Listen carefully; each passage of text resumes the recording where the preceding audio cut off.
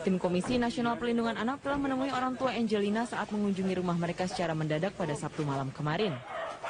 Aris Merdeka Sirait, Ketua Komnas Perlindungan Anak, terlibat adu mulut dengan Teli yang tidak terima dirinya direndahkan karena rumahnya dinilai tidak layak. Maksud saya kan ibu punya kemampuan ya punya apa gitu.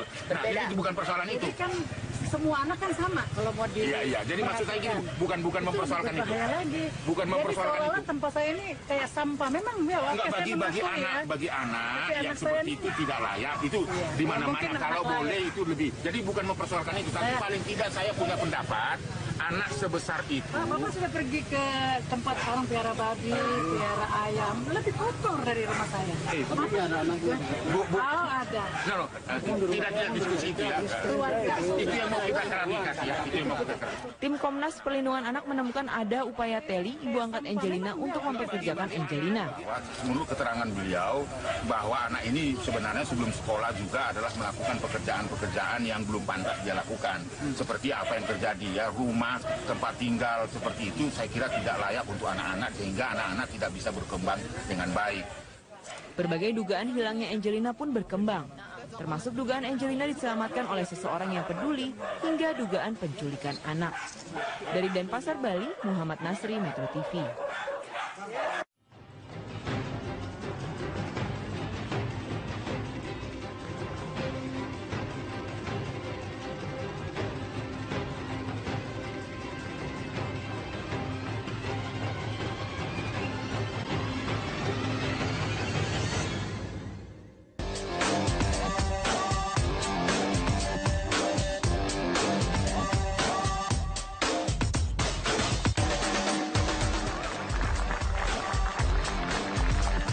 Dan pemirsa, dari Studio 3 Metro TV, selamat berjumpa dalam program Talk Show Forum Indonesia. Kita sambut pembawa acara kita, Afiani Mali. Halo, selamat malam. Selamat malam para narasumber dan juga para rekan-rekan di studio dan Anda pemirsa di rumah. Laporan harta kekayaan pejabat negara wajib hukumnya diserahkan oleh para pejabat, baik yang baru diangkat, mendapat promosi dan juga mereka yang pensiun. Sayangnya sifat yang wajib namun tidak bersanksi membuat LHKPN tumpul tidak bergigi. Meski atas nama transparansi dan pencegahan korupsi, apakah jangan-jangan LHKPN ini hanya soal etika semata? Bersama saya Afiani Malik, inilah Forum Indonesia, pejabat abai laporkan harta. Laporan harta kekayaan penyelenggara negara yang diharapkan bisa menjadi deteksi dini terhadap korupsi pejabat masih belum berfungsi optimal. Tak adanya sanksi tegas membuat sejumlah penyelenggara negara abai melaporkan harta kekayaan mereka ke Komisi Pemberantasan Korupsi atau KPK. Ini menjadi ironi mengingat para pejabat publik yang notabene adalah pengabdi rakyat seharusnya patuh pada hukum dan ikut mendukung transparansi.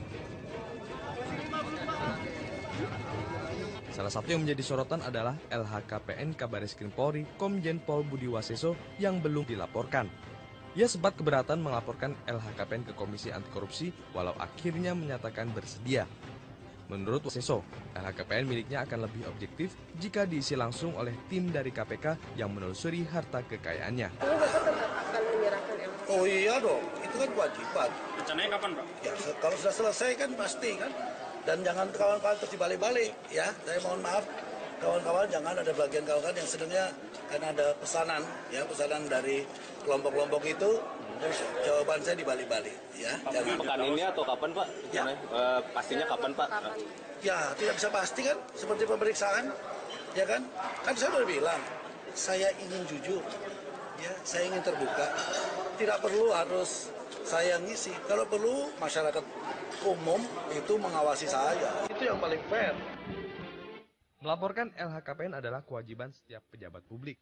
Hal ini tertuang dalam Undang-Undang Nomor 28 Tahun 1999. Namun sayang, aturan itu tak sepenuhnya dipatuhi. Masih banyak pejabat publik yang belum melaporkan hartanya.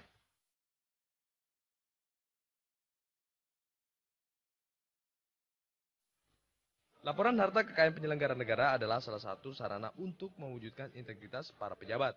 Selain juga untuk membantu menciptakan tata kelola pemerintahan yang bersih dan mewujudkan negara yang bebas dari korupsi. Ya pemirsa, pejabat abai laporkan harta, itu yang akan kita bahas di Forum Indonesia pada malam hari ini. Langsung saya perkenalkan para narasumber yang sudah ada bersama saya di Studio 3 Metro TV. Pertama saya ucapkan selamat malam kepada Bang Neta Espane, selamat malam. Selamat malam. Perwakilan dari Indonesia Police Watch. Dan kemudian ada dari Sekjen Forum Indonesia untuk Transparansi Anggaran, Mbak Yeni Sucipto. Selamat malam Mbak Yeni. Selamat malam. Dan satu lagi narasumber saya yaitu pakar hukum tata negara, pidana kayaknya ya. Pakar hukum pidana, Kang Asep Iwan Iriawan. Selamat malam Kang Asep. Baik, kita masih menunggu satu narasumber lagi, yaitu teman Kang Asep ini, Bang Ruhut Sitompul, tapi lagi on the way ke sini. Mudah-mudahan naik ojek ya, keburu ya untuk bergabung bersama kita di sini. Oke, baik, kita bahas soal kemudian laporan harta kekayaan pejabat, LHKPN, pejabat negara. Ini pintunya kan sebenarnya kenapa jadi heboh pada ngomongin LHKPN, karena ada kabar eskrim, ya kan, Budi Waseso mengatakan ya ini masih apa ya, ia akan menyerahkan tapi nggak tahu kapan. Ini juga akhirnya menjadi polemik nih Bang Neta. Soalnya hukumnya ada, syaratnya harus apa, wajib, tapi sanksinya nggak ada. Kalau menurut Bang Neta nih seperti apa Bang Neta? Ya sebenarnya sejak lama ya banyak pejabat negara yang abai untuk melaporkan harta kekayaannya ya. Tapi karena ini menyangkut BUAS, ya Budi Waseso ya, dia kabar eskrim yang kontroversial. Jadi lebih hot gitu. Dia lagi berpolemik lah dengan tokoh-tokoh tertentu terutama dari KPK. Sehingga dia mendapat sorotan yang begitu dahsyat dari masyarakat pers. Tapi yang kita tahu sebenarnya bukan BUAS itu bukan tidak mau melaporkan. Kebetulan begitu dia duduk, dia disibukkan dengan pekerjaan yang luar biasa di Bareskrim. Kebetulan ada 3 kasus korupsi besar ya yang akan mereka ungkap. Satu sudah jalan, migas, kemungkinan nanti Telkom, kemudian nanti soal Alkes ya. Sehingga konsentrasinya di sana luar biasa dan dia harus membenahi institusi Bareskrim. Nah, tapi kita berkeyakinan melihat itikat baik dari BUAS, beberapa informasi yang kita dapat, dia akan menyerahkan daftar kekayaan. Dan dari penelusuran kita, kekayaan dia nggak banyak juga. Mungkin masih lebih kaya ibu ini daripada dia. Jangan salah Bang, hati-hati. Gitu ya. Nah, tapi yang jelas gini. Itu saya bisa dicari-cari deh sama orang pajak. Dan saya bukan pejabat negara, saya nggak harus lapor. Tapi yang jelas gini, di undang-undang itu tidak ada batas waktu. Kapan, jadi tidak ada batas waktu? Tidak ada batas waktu. Kapan seorang pejabat itu harus melaporkan kekayaannya setelah dia duduk. Nah, ini undang-undangnya kan banci ya. Kemudian tidak ada hukuman yang jelas kalau dia tidak melaporkan. Nah, kemudian setelah dia melaporkan, ini juga tidak diapa-apakan. Tidak ada yang mengkooperasi, yang menyelidiki. Benar nggak laporan dia? Kalau dia bohong, ya nggak ada. Jadi nah ini juga menjadi pertanyaan semua orang. Saya juga penasaran ketika kemudian LHKPN diserahkan gitu ya. Lalu tidak ada follow up-nya. Follow up-nya biasanya seperti apa sih yang terjadi? Biasa disimpan di meja saja gitu di KPK. Tidak ada kalau misalnya orang tuh bohong, ya udah gitu dianggap. Jadi hanya formalitas sebenarnya yang nggak penting juga. Sebab itulah saya kira undang-undangnya harus diubah. Jadi misalnya 3 bulan dia duduk harus lapor kekayaan. Kalau tidak ada sanksinya. Kemudian begitu laporannya masuk, kalau dia bohong, langsung KPK menyelidiki. Kenakan tipikor ya, undang-undang tipikor ke dia. Nah, jadi harus ada peraturan yang jelas sehingga pejabat publik, pejabat negara tidak main-main di wilayah itu. Kalau sekarang undang-undangnya tidak jelas ya mereka perlu main-main cuek-cuek aja gitu. Oke, menarik. Mbak Yeni, Anda punya data juga ya soal ini. Kalau saya catat mungkin nanti juga bisa menambahkan. Dari terakhir 30 April 2015 dari 231.000 sekian pejabat negara, ternyata sebenarnya tingkat kepatuhannya 67,91%. Itu sebenarnya cukup baik kan ya Mbak? Atau belum? Ada grafik juga bisa kita bahas. Ada grafik yang sama-sama juga kita bisa lihat. Ya, silakan bisa juga lihat di layar di samping Anda. Gimana nih ini Mbak Yeni? Kalau kita sih menilai bahwa kalau 67% dari apa ya kenaikan tahun kemarin itu kan saya rasa ini masih stuck ya. Kalau kita berharap bahwa ini bisa 80% atau 90%. Ada nggak sih ditargetin? Sebenarnya ada ditargetkan wajib lapor begitu kan, wajib lapor itu kan sekian ada. Kalau 2015 umpamanya dari 67% itu kan yang terendah ini kan ada di unsur legislatif yang Iya. hanya tercatat 26% Oh, dari wajib legislatif lapor. malah yang paling Betul. bandel ya. Kemudian Mungkin Bang Luhut dari kenapa nggak datang ini gara-gara dari kita lapor LHKPN kemudian nih, Bang dari Luhut. eksekutif kita juga melihat ada 69% yang baru melakukan pelaporan. Kemudian di BUMD dan BUMN itu tercatat 75%, kemudian di yudikatif baru 88%. Nah, ini kan sebenarnya dari isu yang kemarin mencoba DPR mendorong BUAS untuk melapor, tetapi kan sisi lain sebenarnya di tingkat institusi legislatifnya juga tidak patuh untuk melaporkan, baru 26% saja. Hanya saja sebenarnya kalau berbicara mengenai LHKPN ini, kita menilai bahwa ini masih sebatas formalitas dan tidak ada tindak lanjut. Kalaupun ini sebenarnya bisa sebenarnya ada pembuktian terbalik sebenarnya, KPK paling tidak bekerja sama dengan PPATK. Karena kan ini untuk menjawab di pasal 2 dan pasal 4 sebenarnya, untuk bisa mengidentifikasi rekening-rekening yang dilaporkan, harta-harta yang dilaporkan, ada item A sampai berapa itu ya, sampai H mungkin, itu kan. Nah, itu bisa dibuktikan. Kemudian kalau dibuktikan kira-kira di pasal 4-nya merespon, ya kan, di Undang-Undang nomor 8 di PPATK di tahun 2010 itu, apakah ini disamarkan atau tidak. Sebenarnya kan ada sanksinya kalau KPK bisa bekerja sama dengan PPATK. Jadi sekarang gitu. posisinya KPK ini sudah bekerja sama nggak sih dengan PPATK, atau jangan-jangan juga Ditjen Pajak itu kan juga, ini kan mereka juga pasti ada lapor pajak kan? Kalau Kerjasamanya kalau seperti kita apa sih menilai sebenarnya di dalam LHKPN ini kan kita masih menilai bahwa KPK masih belum kerjasama, ya kan, dengan kawan-kawan di PPATK untuk melakukan identifikasi. Ya. Dan ini kan laporan ini kan baru masih diupdate kan 1 tahun sekali. Seharusnya kan 3 bulan sekali, atau paling tidak mengikuti lah mekanisme perencanaan penganggaran gitu kan. Kuartal 1, kuartal 2, kuartal 3 sampai kuartal 4. Itu akan lebih fair kita melihat sebenarnya arus sebenarnya kira-kira pejabat-pejabat ini melakukan transaksional tidak di dalam proses-proses perencanaan penganggaran. Menurut Anda patut dicurigai nggak sih yang pejabat-pejabat yang nggak lapor? Ya, sebenarnya ada sih. Sebenarnya dengan cara bekerja sama dengan PPATK bisa sebenarnya indikasi-indikasi korupsi atau indikasi-indikasi transaksional itu bisa terlacak dengan cara seperti itu. Itu yang belum dilakukan oleh KPK begitu. Kang Asep, bagaimana tanggapan Anda di Kang Asep? Ini katanya juga peraturannya banci, wajib tapi nggak ada sanksi, jadi mendingan ngerjain tugas yang lain daripada lapor kekayaan. Gini Mbak Pi, 98 sudah turun TAP MPR nomor 11, perintah harta kekayaan ya. Kemudian juga undang-undang tentang 29 yang disebutkan tadi, kemudian undang KPK udah ada. Jadi 17 tahun yang lalu sudah ada. Bahkan itu ada lembaganya namanya KPKPN, Perisakayaan Negara. Karena tadi yang katakan Bang Pane, karena sanksinya nggak ada, ya nggak ada masalah. Akhirnya bagi orang pun melaporkan tidak melaporkan hanya administratif, gitu kan. Jadi seharusnya dari mengenai datanya Mbak Yeni itu harusnya dari 2000 itu sudah harus ada data, gitu kan. Tapi kan nyatanya udah 17 tahun, kalau kita punya anak udah jadi mahasiswa kayak begini kan. Tapi kenyataannya tidak ada yang melaporkan, sebagian hanya sekian persen. Nah, persoalannya karena apa? Tadi pembentukan undang-undangnya dia tidak ada keinginan, ketika dia ingin bersih, ingin apa, dia takut kena dirinya sendiri. Ketika dia bikin aturan. Kalau bersih mah nggak usah takut kena dirinya dong. Ya kan kita punya aturan. Kalau bersih kenapa harus risih?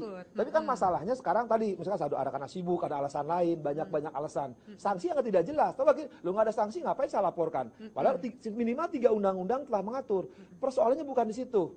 Dari tahun 2000 sekarang ada orang yang melaporkan kekayaan sampai sekarang tidak pernah ada satupun yang kena tindak pidana karena salah melaporkan kekayaan. Karena tadi betul dikatakan karena delik pidananya untuk menjerat pejabat yang tidak melaporkan atau melaporkan tidak ada. Atau Jelas. kemudian bisa toleransi seperti kata Bang Neta tadi, ya harta kekayaannya juga tidak banyak, jadi tidak perlu khawatir. Malah bilang katanya duit saya lebih banyak. Gini, Mbak, kita sederhana berpikir. Yang melaporkan kalau salah tadi Mbak ini dipidanakan. Yang meninggal melaporkan karena nggak datanya. Akhirnya berpikir itu karena apa? Karena undang-undangnya tidak jelas. Yang bikin undang-undang itu tidak jelas, tidak tegas, tidak tuntas. Karena apa? Karena semuanya ada urusan kertas. Oke, semua urusan kertas. Menarik. Bagaimana kemudian, ini juga menarik ketika kita akan bahas tanggapan dari Budi Waseso yang mengatakan jangan untuk masalah objektivitas. Kalau gitu jemput bola dong. Pihak KPK sendiri yang kemudian menelusuri harta kekayaan. Apakah itu bisa dilakukan? Kita lanjutkan sesaat lagi. Tetaplah di Forum Indonesia.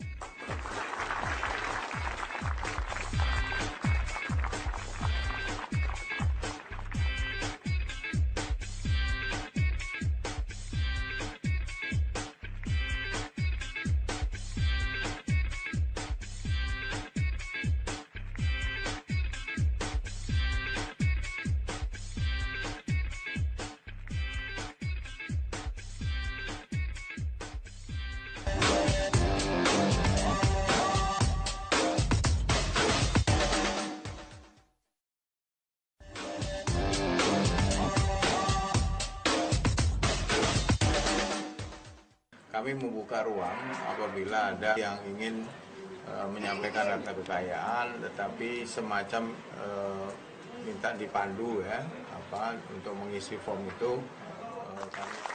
Ya, itu tadi tanggapan dari Johan Budi PLT Wakil Ketua KPK. Nah, Bang Neta, bagaimana tanggapan dari Budi Waseso sendiri ketika mengatakan KPK disuruh terlusuri sendiri, bikin laporan supaya objektif.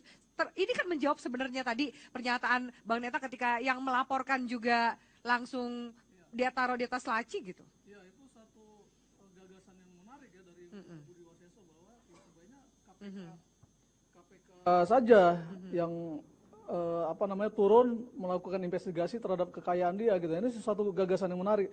Tapi dasar hukumnya apa gitu ya? Undang-undang tidak menyebutkan itu. Oke, mungkin Budi Waseso tidak masalah didatangi KPK untuk mengusut kekayaannya, tapi pejabat lain akan mempertanyakan, apa dasar hukumnya? Kenapa lu datang ke gua? Undang-undangnya mana gitu. Jadi saya kira yang perlu adalah undang-undangnya diperjelas dulu, diperjelas. Khusus untuk kepolisian, itu kan mulai dari Kapolres sebenarnya harus melaporkan kekayaannya. Teknisnya ini agak sulit, karena di kepolisian itu mutasinya sangat cepat, bisa setahun, paling lama 2 tahun. Jadi bagaimana mereka melaporkan kekayaannya kalau mutasinya begitu cepat? Nah, ini harus dipertimbangkan juga oleh kawan-kawan di DPR yang membuat undang-undang. Jadi mereka membuat undang-undang jangan asal buat saja, tapi mereka lihat faktanya di lapangan gitu ya. Seperti apa? Seperti apa? Nah, kayak ya Buas contohnya. Begitu dia duduk di Bareskrim, banyak sekali pekerjaan yang harus dia lakukan karena perubahan-perubahan ya, banyak kasus-kasus di Bareskrim yang selama ini macet, tidak jalan secara maksimal, itu mulai didorong sama dia. Nah, di tengah kesibukan itu tentu waktu dia untuk menyusun kekayaannya yang mungkin tidak seberapa juga, ini merepotkan dia gitu ya. Pak Neta, apa jangan-jangan juga tadi kan kita dengarkan statement Budi Waseso sama-sama bahwa kemudian jangan soal ada pesanan atau takutnya digunakan sebagai urusan kepentingan politik yang lain, itu kan ada juga khawatiran dari Budi Waseso. Terlalu berlebihan juga Buas seperti itu ya. Itu kan ini sesuatu yang wajar-wajar dan sesuatu yang ecek-ecek sebenarnya laporan kekayaan itu. Jadi nggak perlu juga dia terlalu lebay juga mengatakan ini ada pesanan orang, pesanan politik untuk menjatuhkan dia, nggak juga. Tapi bisa nggak kemudian Kang Asep menjatuhkan orang misalnya untuk kepentingan politik atau apapun lewat laporan LHKPN-nya? Silakan dipicu. Tadi tahun 2000 orang melaporkan ke KPKPN, tidak hanya KPK, tidak pernah ada jatuh gara-gara harta kekayaan. Cuma tadi hanya dipermalukan bahwa dia pejabat tidak melaporkan. Hanya itu sanksinya etik gitu kan. Tapi yang menarik apa tadi Pak Pane katakan, sebenarnya bisa KPKPN dulu ketika melaporkan langsung diperiksa, KPKPN-nya datang ke lapangan. Cuma masalahnya apa? Sekarang pejabat kan harus melaporkan semua.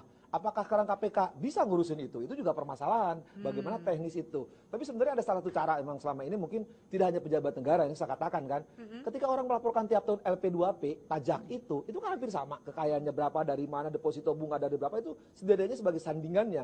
Ketika tiap tahun kan wajib. Kalau enggak NPWP-nya bisa dicabut kan. Nah, saya kira itu juga setidaknya bisa untuk menolong. Karena kalau melaporkan, saya ingat kali, tahun 2000 itu kan sepatu dilaporkan, kacamata dilaporkan, cincin dilaporkan. Itu kan banyak. Betul kata Budi Waseso, misalkan rinciannya terlalu banyak. Kalau nggak dilaporkan sepatu, bisa jadi masalah karena ada sesuatu yang tidak dilaporkan. Ini juga memang butuh waktu. Karena itu saya bilang betul bahwa sekarang perlu peraturan memang yang entah peraturan pelaksananya atau di undang-undangnya lebih tepat, teknis, mekanisme, bentuk, cara dan waktu terus dirinci. Berarti itu muaranya ke Komisi 3 dong? Ya Komisi 3, tapi masalahnya Komisi 3 nah tadi kita kan tahu. Sebenarnya ada alternatif juga. Oke, kita nggak usah repot-repot pakai LKPN ya. Mungkin dari laporan pajak. Laporan pajak. Artinya orang pajak harus mulai progresif. Begitu ada seorang pejabat yang tidak melaporkan pajaknya secara benar, mereka harus memproses. Mereka punya wewenang untuk memproses itu. Ini kejahatan pajak. Tapi persoalannya apakah pejabat pajak berani? Sampai hari ini sudah begitu lama Indonesia merdeka, belum satu pun kita melihat ada pejabat yang diusut aparatur pajak melakukan kejahatan pajak. Belum ada. Ini kan ironis. Jadi seolah-olah pejabat kita itu pajaknya bersih semua. Kantor pajak, ketika pajak orang pajaknya minta malah. Tapi kalau kita sih menilai bukan hanya di sektor pajak ya yang harus dilaporkan, karena ini berkaitan dengan soal integritas begitu kan. Karena ini pejabat publik. Ini soal trust dan distrust. Iya, betul. Karena ini kan elit-elit politik ini kan berhadapan pada hutan rimba, ya kan, belantara, terutama di elit-elit politik yang berhadapan dengan proses-proses perencanaan dan penganggaran. Karena kita tahu umpamanya, saya contohkan di BUMN umpamanya. BUMN itu ada 2.000 kasus gitu kan, 2.000 kasus yang ditemukan. Ada potensi korupsi di situ 125 triliun, baru dikembalikan 5,3 triliun. Tetapi kan tidak ada identifikasi lebih dalam, kira-kira di direksi, komisaris, kemudian sampai ke Kementerian BUMN diidentifikasi per 3 bulan, kemudian per 6 bulan, 1 tahun. Sebenarnya seperti apa update informasi mengenai rekening yang dimiliki atau harta yang dimilikinya, itu kan penting sebenarnya. Karena apa? Karena kita tidak berkeinginan bahwa mereka menjadi mafia-mafia di dalam pembajakan di APBN. Atau kita tidak menginginkan rentang seperti itu. waktunya yang terlalu pendek ketika kemudian mereka juga harus ada tugas yang harus dilaksanakan, atau 3 bulan itu terlalu Saya rasa ini bukan berkaitan dengan tugas dan wewenang yang melekat. Ini soal tanggung jawab, soal integritas yang harus yang harus dipertanggungjawabkan. Ini soal akuntabilitas yang kemudian digaungkan sejak dahulu. Jadi alasan tadi Bang Neta untuk kemudian soal akuntabilitas gitu.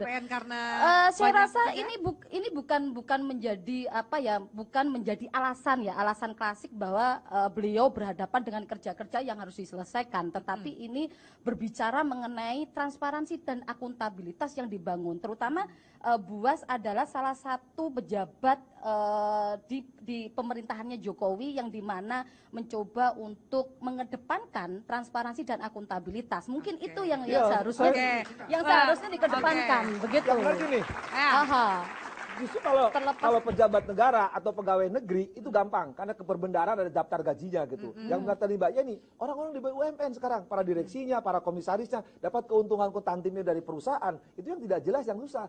Pertanyaan saya, kenapa sih yang dikejar-kejar sekarang penegak hukum, kemudian orang-orang dalam petik selebritis, padahal ada orang-orang yang mendapatkan uang lebih banyak yang menurut kekayaan negara tadi misalkan BUMN yang kita susah datanya susah karena mereka jualan seperti perusahaan negara dijualan. Itu lebih banyak. Apa kemudian menjadi tantangan atau permasalahan yang menurut kembali ke regulasi tadi. Jadi soalnya sekarang kenapa harus diarahkan penegak hukum atau pegawai negeri? Gampang. Karena kekayaannya dari Departemen Keuangan, daftar gajinya gampang. Kalau dapat lebih gratifikasi. Dia kena korupsi. Itu gampang. Tapi BUMN, BUMD ya itu lebih parah lagi sebenarnya. Itu harus dicari karena kekayaannya sambungan. Jadi selama ini BUMN tidak pernah dijamah begitu loh. Potensi-potensi kasus korupsi yang ada itu tidak pernah ditindaklanjuti. Makanya kita kepingin bahwa ini ada kerjasama KPK dengan PPATK untuk bisa menelusuri begitu. Bukan hanya pada persoalan pajak begitu loh, tetapi identifikasi harta yang dimiliki beliau. Tadi menarik beliau juga soal kemudian integritas, soal macam-macam itu gimana Bang Neta? Ya,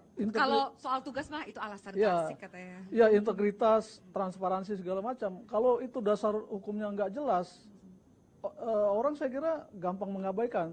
Toh tidak ada batas waktu, ya nantilah menjelang pensiun saya laporkan. Bisa saja kan, karena nggak ada batas waktu. Tidak ada koridor undang-undang yang mengikat mereka. Jadi kalau kita bicara transparansi, bicara integritas, itu harus diikat dengan aturan yang benar-benar strict gitu ya. Jadi jangan seperti sekarang ini kan di negara ini semuanya serba kepura-puraan. Serba nggak jelas. Palsu, ijazah palsu. Jadi kalangan DPR bikin undang-undang. Tapi mereka lebih berorientasi kepada diri mereka bagaimana mereka bisa selamat dengan undang-undang itu. Mereka tidak tersentuh. Ini kan ironis. Jadi saya kira bicara transparansi, integritas, ya harus ada koridor undang-undang yang mengikat itu, sehingga orang tidak bisa Sanksinya lari dari jelas, situ. gitu Sanksinya ya. jelas. Reward and punishment-nya ada. Oke, silakan. Jadi gini, kalau dalam di undang-undang belum selesai nih. Kalau di dalam undang-undang kemudian ditegaskan dalam tempo 3 bulan dia setelah duduk dari jabatannya tidak melaporkan kekayaannya, copot dari jabatannya. Itu baru seru. Bisa nggak kemudian seperti itu? Karena menarik, saya menyambung dulu sedikit. Di Hakim Agung, untuk menjadi Hakim Agung itu LHKPN adalah syarat administratif wajib. Kemudian untuk LP2P, laporan pajak pribadi, LP2P ini menjadi salah satu syarat kenaikan pangkat untuk PNS. Tapi kan untuk kemudian pejabat negara yang lain kan tidak ada untuk itu kemudian sebagai syarat kenaikan pangkat mereka. Saya kira itu bisa diadopsi. Kan sudah ada ya. Jadi bisa diadopsi. Ya saya kira kalangan DPR harus memikirkan itu untuk membuat satu perangkat hukum soal itu. Kemudian setelah dilaporkan apa gitu? Follow up-nya. Jangan juga dilaporkan kayak dilempar ke langit kemudian nggak jelas juga buat apa gitu. Itu jadi ketika dilaporkan kan dimasukkan lembaran sebentar negara. Kang Asep. Ya. Jadikan lembaran negara itu rugi-rugi negara masukkan lembaran negara bertumpuk-tumpuk, tapi tidak ada tindak lanjut ketika orang itu melanggar, misalkan ketika orang kan laporkan jadi lembaran negara sekian, tahun sekian berubah, tapi nggak ada sanksi. Karena itu betul. Ketika orang melaporkan berapa jumlahnya, berapa kenaikannya, baik sebelum sesudahnya harus ada aturan yang terinci. Nah selama ini betul, misalkan di beberapa instansi tertentu, ketika orang mau naik pangkat, ketika orang mau jabatan, jadi syarat. Kalau tidak melaporkan LHKPN dia kena sanksi, LP2P dia kena sanksi. Nah itu saya kira betul. Itu bisa diadopsi menjadi norma undang-undang yang mengatur undang-undang LHKPN. Iya, jadi baik. Ayo Mbak masih bisa. Sebentar, Mbak Yeni dari tadi mau ngomong, silakan Mbak Yeni. Terima kasih. Mungkin begini ya, kalau berbicara soal transparansi, kalau tidak ada aturan-aturan yang mengikatnya juga salah. Karena di dalam Undang-Undang 17 mengenai keuangan negara berbicara soal transparansi dan akuntabilitas, itu bisa dijadikan cantolan di dalam aturan-aturan mengenai harta kekayaan, begitu kan. Di dalam Undang-Undang Dasar 1945 juga jelas bahwa anggaran sebesar-besarnya dikelola untuk kemakmuran rakyat. Berarti di situ dituntut soal transparansi dan akuntabilitas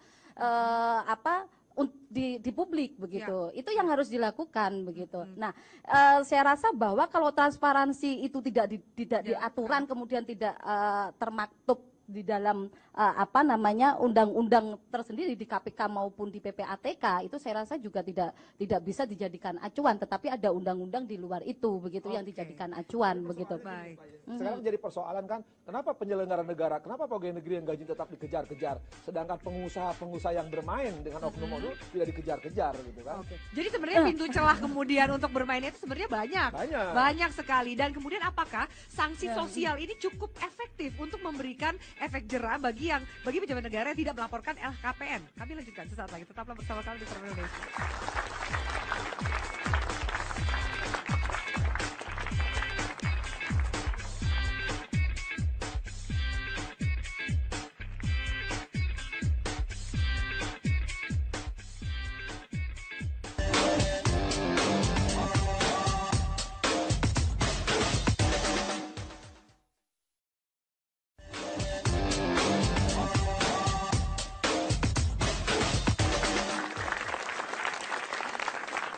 Ya, baik pemirsa. Terima kasih Anda masih bersama kami di Forum Indonesia. Ada kemudian dua rekan saya yang ingin mengutarakan pendapat mereka atau mungkin jangan-jangan pertanyaan juga ya.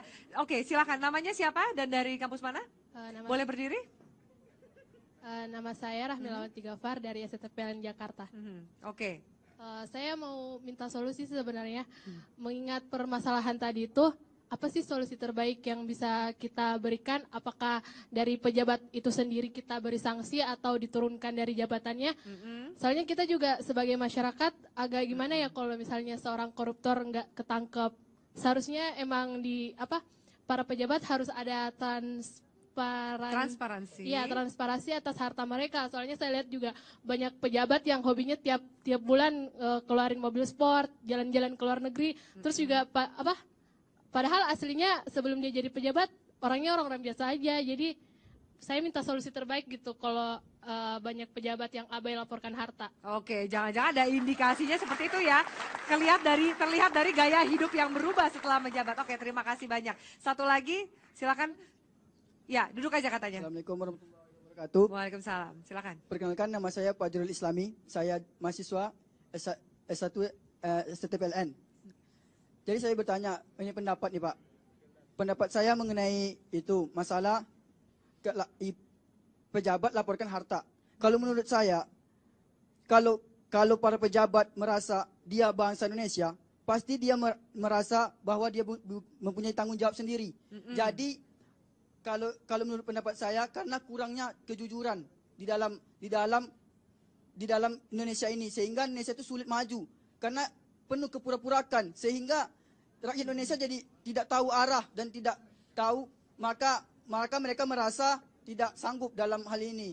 Oke, ya, baik. Ini ngomongnya lebih luas lagi soal bangsa dan kejujuran, makanya nggak maju-maju. Oke, silakan. Bang Neta, Kang Asep mau menanggapi. Pak dosen, silakan. Saya pikir memang kewajiban, kan di TAP MPR, di undang-undang ada kewajiban pejabat untuk melaporkan kekayaan. Artinya itu wajib gitu. Tapi di lain pihak juga, ketika tadi kita katakan relugasi, peraturan perundang-undangan tidak jelas, dimanfaatkan oleh pejabat-pejabat tertentu. Tapi kita juga nggak boleh seujun. Ketika ada pejabat-pejabat kayak mobil sport, istri 5, nggak ada masalah. Sepanjang emang dia memang kalau istri 5 lapor LKPN juga sih, Bang. Kalau dia buat kan banyak yang isinya 7, 8. Ya. Saudara supaya tahu, tidak semua pejabat korupsi. Ya, saya bukan bela pejabat. Ada juga pejabat yang bertuanya kaya, mungkin juga usaha batu akik, gitu kan. Nah, sekarang model, jangan juga aja usaha prostitusi online juga mungkin juga kan. Nah, jadi kita jangan sudah tidak hasil dari korupsi, satu itu. Kedua, nah, arah kita jelas. Selama pejabat memang tidak berkhianat karena amanat rakyat. Sekali lagi, ada batasan, ada koridor undang-undang. Selama undang-undang tidak mengatur, jangan harap negeri ini selamat. Karena apa? Sanksi di undang-undang. Kalau ada undang-undang, mau ngapain? Ini menarik soal regulasi dan undang-undang. Kita punya grafiknya supaya juga mungkin pemirsa di rumah dan juga teman-teman ada bayangan sebenarnya undang-undangnya apa saja sih dan regulasinya apa sih yang mengatur. Produser boleh kita tampilkan soal grafik undang-undang kita? Iya. Oh, kecil sekali ya. Ini soal penyelenggaraan negara. Oke, ini sambil menunggu kemudian. Nah, undang-undangnya berarti ini, kalau semua bicara soal hukumnya wajib tapi nggak ada sanksi. Berarti kan ujungnya ke yang membuat undang-undang dong, Kang Asep ya? Ya, saya bilang tadi kan ketika membuat undang-undang 98 supaya pejabat bersih dari KKN, ya, dan mereka wajib melaporkan harta kekayaannya. Pertanyaannya, setiap undang-undang selalu diakhiri dengan sanksi pidana. Ketika buat ini tidak ada sanksi pidana. Aturannya dari mana mereka buat undang-undang? Pertanyaannya, kepada para pembuat undang-undang itu niatnya ikhlas, mau nggak memperbaiki negeri ini? Atau cuma basa-basi biar kelihatan melaporkan, hanya wajib, tapi tidak itu sunnah. Sunnah. Oke, baik. Bang Neta, tanggapan Anda sejauh mana ketika sanksinya, sebelumnya kita bahas, sanksinya adalah paling cuman stigma dari masyarakat, soal etika aja seperti itu. Apakah itu cukup efektif? Sanksi sosial itu kadang-kadang dijadikan oleh pejabat itu sebagai satu ajang untuk menampilkan dia sebagai selebritas, gitu. Kita lihat koruptor ketika diperiksa di KPK dia gagah-gagahan masuk TV seolah-olah dia jadi selebritas baru kan gitu ya. Jadi sanksi sosial itu sangat tidak ngaruh, sangat tidak efektif ya. Jadi memang harus ada sanksi yang hukum yang tegas. Jadi tadi dari mahasiswa nanya apa solusinya ya? Ya dia juga gemes kayaknya pejabat negara jadi yang kemudian nggak laporan kekayaan. Kita tidak bisa berharap banyak kepada DPR, tapi presiden sebagai kepala negara dia punya hak, punya wewenang juga untuk mengusulkan undang-undang yang benar-benar tegas gitu ya. Itu yang harus dilakukan. Jadi, tapi Bang Neta sebentar ya, saya ingat bahwa Inpres, ada loh Inpres nomor 7 2015 soal aksi pencegahan dan pemberantasan korupsi. Ternyata ini lemah karena juga di Inpres itu nggak ada sanksinya, Bang Neta. Iya, itu. Ini kan banci juga gitu ya. Jadi ini semuanya banci juga ya, nggak ada sanksi. Gimana mau maju, benar kata tadi rekan mahasiswa ini. Negara ece-ece, mereka ngurus negara ini nggak benar gitu. Jadi ketika presiden mengatakan revolusi mental, ini dulu dia benahi semua sistem undang-undang yang nggak jelas, yang banci, dia benahi. Jadi yang paling ironis kan gini ya, kita mengamati di kepolisian, banyak mantan-mantan Kapolri, ketika mereka lengser dari jabatannya, melaporkan harta kekayaannya, dan jumlahnya penambahannya luar biasa. Dan tidak ada upaya dari KPK atau siapapun untuk mengusut dari mana penambahan kekayaannya, padahal dia sudah laporkan nih. Dan dibandingkan sebelum dia menjabat, ketika dia sudah menjabat, itu kekayaannya luar biasa. Itu sudah ada faktanya, ada datanya. Tapi tidak ada keinginan untuk mengusut itu.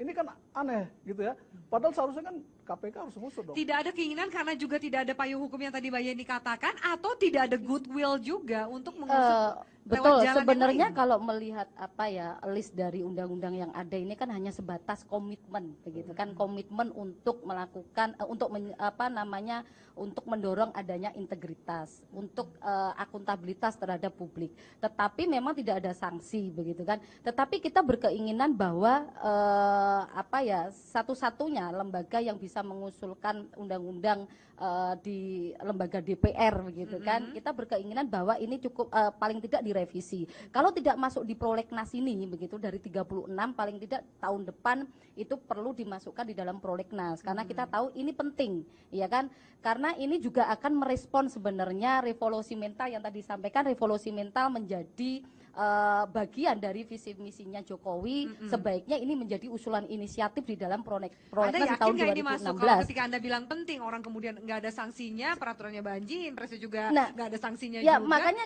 kalau dan takut bumerang bagi mereka yang membuat. Makanya kita berbicara bahwa ini akan mengenai persoalan mendorong transparansi dan akuntabilitas. Transparansi dan akuntabilitas. Lagi-lagi mengedepankan soal integritas gitu kan. Kalau cukup punya komitmen, saya rasa tahun 2016 bisa masuk prolegnas begitu. Kalau 36 ini bisa diselesaikan undang-undangnya begitu kan.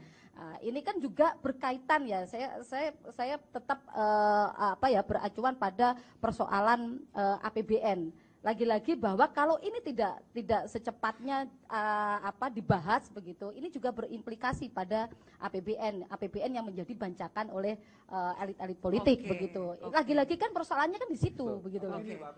Silakan Kang Deddy. Ketika misalkan undang-undang lama, kenapa tidak perpu? Walaupun keadaan kegentingan memaksa, kan 17 tahun ini korupsi mesti berjalan terus, tidak pernah selesai. Kalau ada etikat baik daripada presiden, bikin perpu aja.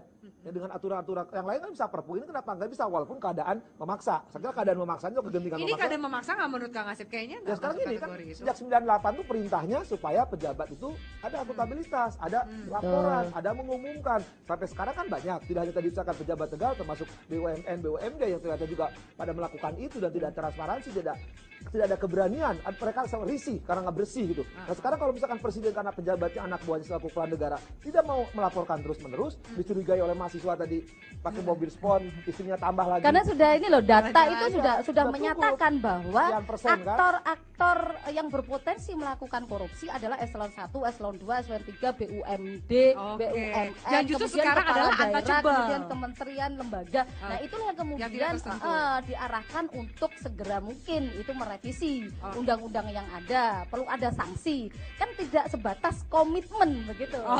Yang kami butuh lebih dari komitmen. Kita lanjutkan, lalu kemudian sampai saat ini apa yang bisa dilakukan masyarakat ketika yang masyarakat punya hanyalah kemudian menjatuhkan sanksi secara sosial? Apa yang mereka harus juga mendorong para pejabat negara ini melaporkan harta kekayaan mereka? Selanjutnya tetaplah bersama kami di Forum Indonesia.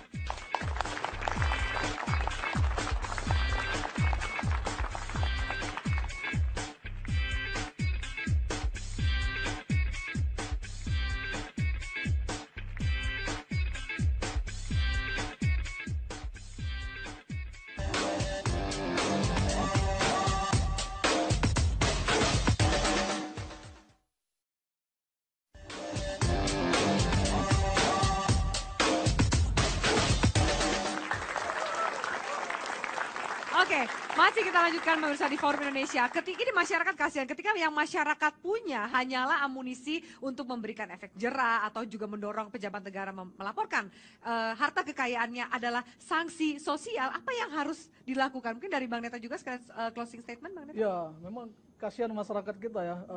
Sebagai contoh gini, banyak teman-teman saya sesama aktivis ketika kita masih di jalanan, dia tuh naik metro mini, bahkan makan aja susah. Tapi begitu mereka duduk di DPR, itu punya mobil mewah sampai 5, punya rumah mewah ya di daerah-daerah elit. Dalam waktu tidak sampai 1 tahun gitu ya.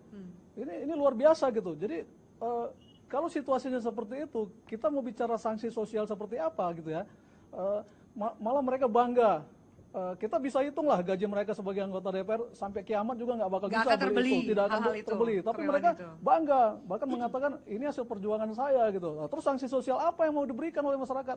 Kalau dia sikapnya seperti itu, bahkan mereka seperti kata Kang Asep tadi nggak segan-segan menjadi orang-orang dermawan, anak yatim piatu tiap hari disumbang, pengajian ke rumahnya, rumah ibadah disumbang. Jadi masyarakat juga diam gitu ya? Ya, masyarakat ya akhirnya mencontoh, wah ternyata kalau masuk ke DPR bisa seperti ini. Maka berlomba-lombalah mereka money politik supaya bisa masuk ke DPR, kemudian syukur-syukur dari DPR lompat jadi menteri atau jadi apa gitu ya, sehingga kekayaannya terus bertambah. Kemudian kita bicara sanksi sosial apa? Gitu ya. Saya kira sangat tidak tepat kalau hanya mengharapkan sanksi sosial. Jadi harus ada solusinya undang-undang yang tegas. Misalnya tadi Jokowi punya wewenang, Presiden punya wewenang. Kalau ada pejabat dia tidak melaporkan harta kekayaannya dalam waktu berapa bulan, langsung berhentikan, copot dari jabatannya. Gitu. Oke, itu yang bisa kita dorong ya. Itu, Karena sanksi sosial itu sebenarnya sudah ditampung. solusi yang pragmatis sambil kita menunggu undang-undang. Jokowi punya wewenang, copot jabatannya, pejabat itu berarti tidak patuh kepada transparansi, dicopot dari jabatannya. Oke, baik. Menarik sekali. Terima kasih, Mbak Neta. Kalau dari Mbak Yeni bagaimana?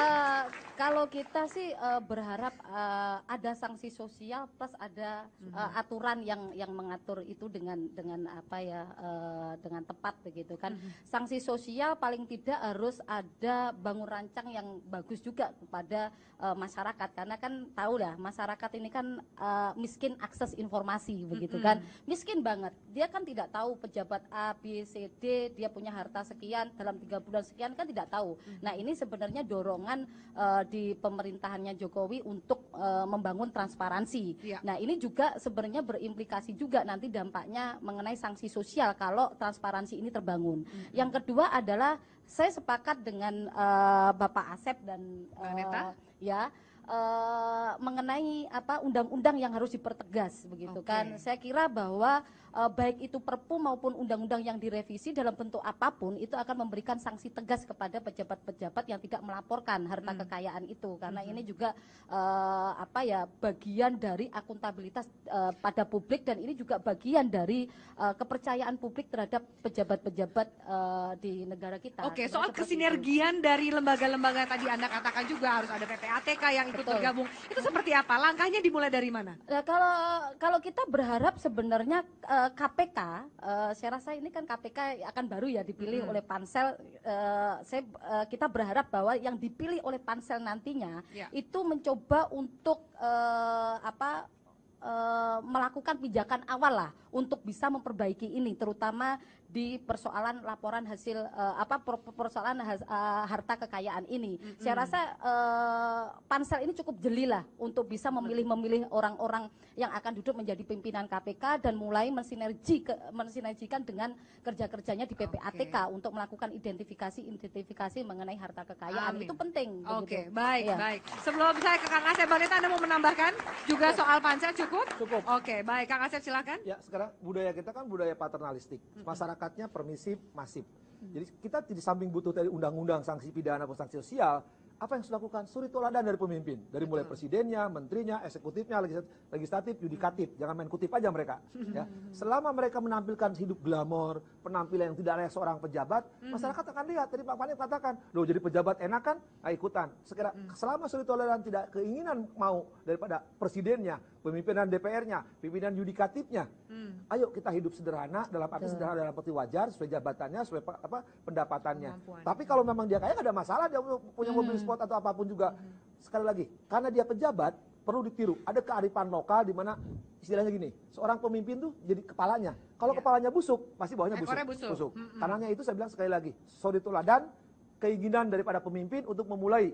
Kita punya masa lalu, sudahlah masa lalu. Tapi Bang, bagaimana membangun awareness atau kesadaran itu dari pemimpinnya sendiri sampai ke masyarakatnya? Nah, sekarang ini kan 98 itu kan judulnya cuma 3. Anti KKN kan, korupsi, kolusi, nepotisme. Itu kan tindak pidana yang 2. Tapi sekarang kan masa undang-undang tidak ada. Nepotisme kan tumbuh berkembang. Ketika tumbuh berkembang, bagi-bagi duit ujungnya. Ketika bagi duit, maka pamer juga. Karena nggak ada suri toladan dari mereka. Hanya nunggu giliran.